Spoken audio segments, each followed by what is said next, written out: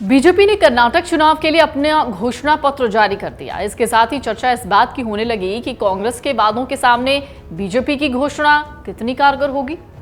वैसे तो कई बातों का जिक्र है दोनों के घोषणा पत्र में, लेकिन कांग्रेस के घोषणा पत्र में एक खास वादा है जिसका नाम है गृहलक्ष्मी।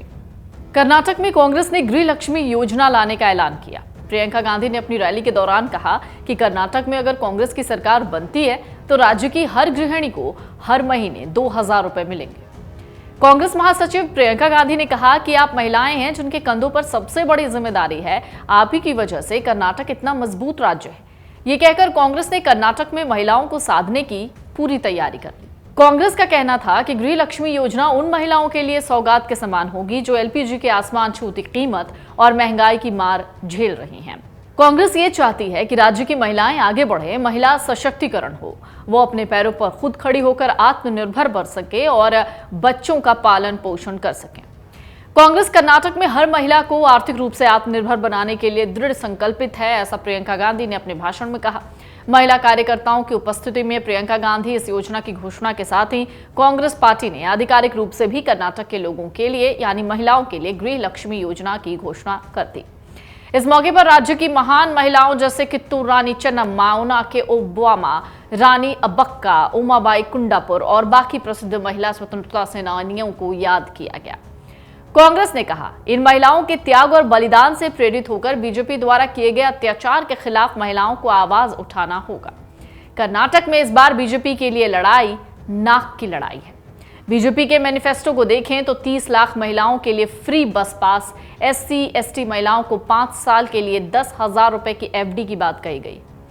नारी शक्ति को सुरक्षा को लेकर एक अहम मुद्दा भी देखा गया है इस पूरे मसले को लेकर, लेकिन वोटिंग लिस्ट जो है वो बता रही है कि राज्य के 112 से ज्यादा विधानसभा की सीटों पर नतीजों को महिला शक्ति सीधे प्रभावित करने वाली है। ऐसे में इस बार सरकार बनाने में महिलाएं अहम भूमिका निभाएंगी।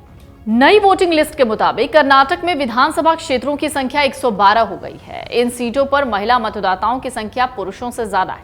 साल 2018 में यह संख्या 67 थी और अब 30% बढ़कर 112 हो गई। ऐसे में 224 विधानसभा सीटों के 50% सीटों पर महिला मतदाता अहम होने वाली है। आपको बता दें, 10 मई को होने वाले विधानसभा चुनाव के लिए वोटर लिस्ट के आंकड़ों के मुताबिक पुरुष और महिला मतदाताओं की संख्या 2,67,00,000 और 2,64,00,000 है।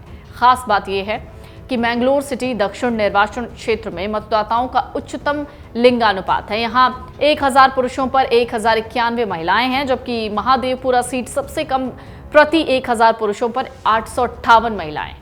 खास बात है कि कर्नाटक में पिछले 2 विधानसभा सीटों में महिला मतदाताओं की बढ़ती भागीदारी एक अच्छा संकेत माना जाता रहा है। पुरुषों की तुलना में महिला मतदाताओं की संख्या तेजी से बढ़ी है। साल 2013 के चुनाव में 70.47% महिला मतदाताओं ने अपने मताधिकार का प्रयोग किया। इसके बाद साल 2018 में यह आंकड़ा बढ़ा और 71.53% हो गया। पुरुषों की बात करें तो पुरुषों का मतदान प्रतिशत मामूली रूप से बढ़ा। 2013 में 72.40% से बढ़कर 2018 में 72.68% हो गया। महिलाओं को लेकर बड़े बड़े वादे करने वाली कांग्रेस और बीजेपी प्रतिनिधित्व के मामले में बहुत पिछड़ी नजर आती है। राजनीति में महिलाओं की 33% की हिस्सेदारी की वकालत करने वाली कांग्रेस ने इस बार सिर्फ 11 महिलाओं को और 2014 और 2019 के चुनावी घोषणा पत्र में महिला प्रतिनिधित्व विधेयक की बात करने वाली बीजेपी ने 12 महिलाओं को टिकट दिए हैं। ऐसा ही कुछ हाल कर्नाटक की तीसरी बड़ी पार्टी जेडीएस का रहा है। जेडीएस ने 13 महिलाओं को टिकट दिए हैं। हालांकि राज्य में महिलाओं को सबसे ज्यादा टिकट इसी पार्टी द्वारा दिए गए।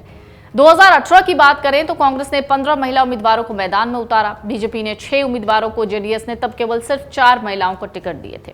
कांग्रेस द्वारा घोषित चुनावी गारंटी में कहा गया कि गृह ज्योति योजना के तहत हर महीने 200 यूनिट मुफ्त बिजली, गृहलक्ष्मी योजना के तहत परिवार की प्रत्येक प्रमुख महिला को 2,000 रुपए प्रति माह, अन्न भाग्य के तहत बीपीएल परिवार के प्रत्येक सदस्य को हर महीने 10 किलोग्राम चावल की पेशकश की गई। लेकिन सवाल यही उठता है कि आखिरकार कांग्रेस की गृहलक्ष्मी योजना किस तरीके से कांग्रेस को फायदा पहुंचा पाएगी और बीजेपी को नुकसान। मन से उजाला कर चले, मन से उजाला कर चले, एक अमर उजाला कर चले।